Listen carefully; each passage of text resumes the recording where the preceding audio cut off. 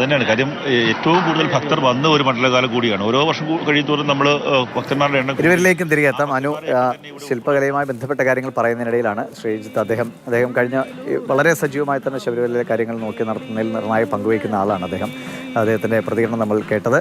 അനു, തുടരാം. ആ ഒരു ശ്രമം അനുവിനെ ഒരിക്കൽ കൂടി അതിൽ അനുമോദിക്കുകയാണ്.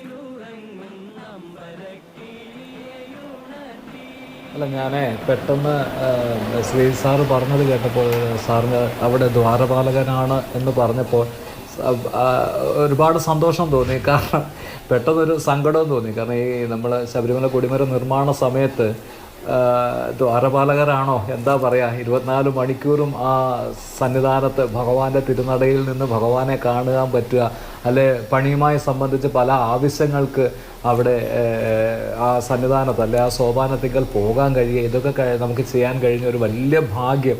അതിനേക്കാൾ ഉപരി നമ്മൾ ആരുമില്ലാത്ത ഇന്നിപ്പോൾ തിരക്കാണ്. ഇപ്പം നിങ്ങൾ ഓരോ കാര്യങ്ങൾ കാണിക്കുമ്പോഴും ഭഗവാന്റെ തിരക്ക്, ഭഗവാനും ഈ പറയുന്ന പോലെ ഇതെല്ലാം കണ്ട് ആസ്വദിച്ചിരിക്കുന്നു. ഈ തിരക്കിനിടയിൽ ഈ തിരക്കൊന്നുമില്ലാത്ത ചില ദിവസങ്ങളിൽ അവിടെ നമ്മൾ ചെലവഴിച്ചത്, അതൊക്കെയാണ് ഏറ്റവും വലിയ അനുഭവം, ഏറ്റവും വലിയ സന്തോഷം എന്നൊക്കെ എനിക്ക് തോന്നുന്നത്. ഞാൻ ഈ നിർമ്മിതിയുടെ കാര്യം പറഞ്ഞു വന്നത്, നിർമ്മിതികളുടെ ആ ഒരു പുസ്തകം എന്ന് പറയുന്നത് എന്നും ഞാൻ പറഞ്ഞില്ലേ, ഇപ്പോൾ എന്നെ സംബന്ധിച്ച് അല്ലെ എൻ്റെ സ്ഥാപനം നമ്മൾ ശബരിമലയിൽ കൊടിമരം ചെയ്തു എന്ന് പറയുന്നത് അത് എന്നും ഒരു എൻ്റെ അപ്പൻ ആനന്ദനാചാരി എന്ന് പറയുന്ന ആളുടെ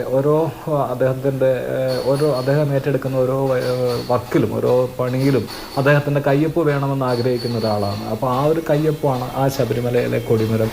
ഭഗവാന്റെ അടയാളമായ ഭഗവാനെ സൂചിപ്പിക്കുന്ന ആ വാഹനം, വാജിവാഹനം പ്രതിഷ്ഠിച്ചിരിക്കുന്ന ആ ഒരു കൊടിമരം, അത് ചെയ്യാൻ കഴിഞ്ഞതൊരു വലിയ ഭാഗ്യമാണ്. ആ സമയങ്ങളിൽ ആ കാലയളവിലൊക്കെ ആ സന്നിധാനത്ത് നമുക്ക് ഓരോ നിമിഷവും നമുക്കുണ്ടായിട്ടുള്ള അനുഭവങ്ങൾ അതൊന്നും പറയാതെ വയ്യ. അപ്പം ഇനിയുള്ള കാലങ്ങളിൽ ഇത്തരത്തിലുള്ള വർക്കുകൾ, ഞാൻ ശബരിമല കൊടിമരം എന്നുള്ള ഉദ്ദേശിച്ചത്, പഴയ കാലത്ത് നമുക്ക് മുൻപുള്ളവർ ചെയ്തു വെച്ചിരുന്ന ഓരോ നിർമ്മിതികളും ചെയ്യാൻ നമ്മൾ സ്വയം പ്രാപ്തരാണോ എന്ന് ഒരു വലിയ വിലയിരുത്തൽ. എന്നെ സംബന്ധിച്ചിടത്തോളം എനിക്ക് ഭയമാണ്, ഉള്ളിലൊരു ഭയം എന്നല്ല എന്ന് പറയാം, അത് ഏറ്റെടുക്കാനുള്ളൊരു തൻ്റെ കുറവെന്ന് തന്നെ ഞാൻ പറയാം. കാരണം അത്ര വലിയ വർക്കുകളൊന്നും ഏറ്റെടുക്കാനുള്ള, ഇന്ന് ക്രെയിനും മറ്റ് ഞാൻ പറഞ്ഞല്ലോ എല്ലാ സാങ്കേതിക വിദ്യകളുള്ളപ്പോൾ നമുക്ക് ചെയ്യാൻ കഴിയാത്ത, നമ്മൾ ചിന്തിക്കാൻ കഴിയാത്ത പല വർക്കുകളും, പല വലിയ വലിയ വലിയ വലിയ മഹത് അത്ഭുതങ്ങൾ പോലും ചെയ്തു വെച്ചിരിക്കുന്ന ഈ ലോകത്ത് പണികളെ പറ്റിയും അല്ലെങ്കിൽ സൃഷ്ടികളെ പറ്റിയും നമ്മൾ വാതോരാതെ